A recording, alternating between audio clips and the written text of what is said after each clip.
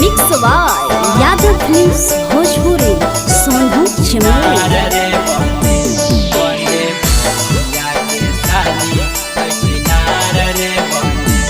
बंदे रोजे रोजे घुमहर सोनू के मोल रे बंदे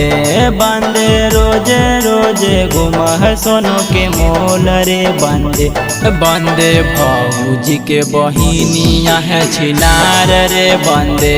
बंदे भौजी के बहिनिया है छिनार रे बंदे बंदे रोजे रोजे घुमेल सोनू बाजार रे बंदे बंदे रोजे रोजे घुमेल झाझा बाजार रे बंदे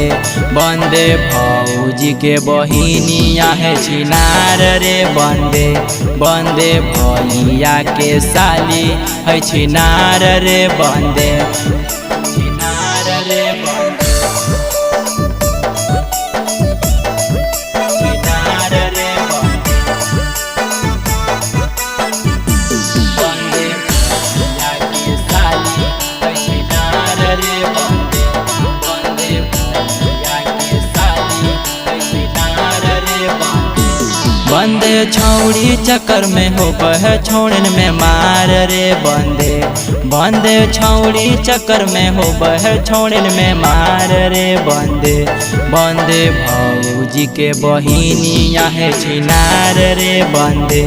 बंदे भौजी के बहिनिया छिनार रे बंदे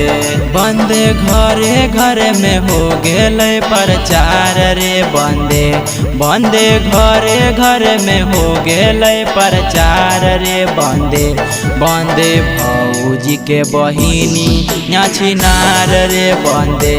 बंदे भैया के साली है छिनार रे बंदे छिनार रे बंदे छिनार रे बंदे बंदे भैया के साली है छिनार रे बंदे बंदे भैया के साली है छिनार रे बंदे बंदे सिटुआ लेके भेलै हल फरार रे बंदे बंदे नीतीशवा लेके भेलै हल फरार रे बंदे बंदे भौजी के बहिनिया छिनार रे बंदे बंदे भौजी के बहिनिया छिनार रे बंदे बंदे मुकेशवा जैसन खोज है भतार रे बंदे बंदे आशीषवा जैसन खोज है भतार रे बंदे बंदे भौजी के बहिनिया छिनार रे बंदे